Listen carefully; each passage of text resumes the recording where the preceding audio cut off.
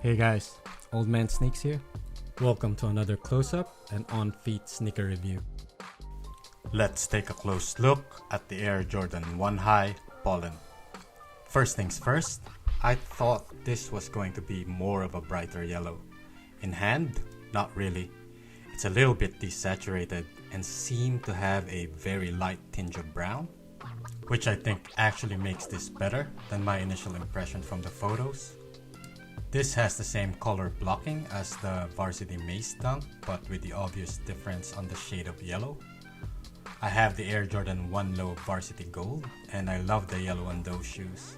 So when I saw these online, it was a must cop for me. Having them side by side, they look like they have the same shade of yellow, or at least close enough. Paid resale on these, which is not that bad, a few tens of dollars on top of the retail price. Not sure if that's going to go up. There seems to be a lot of pairs going around. I'd say there's really no reason to rush and get these.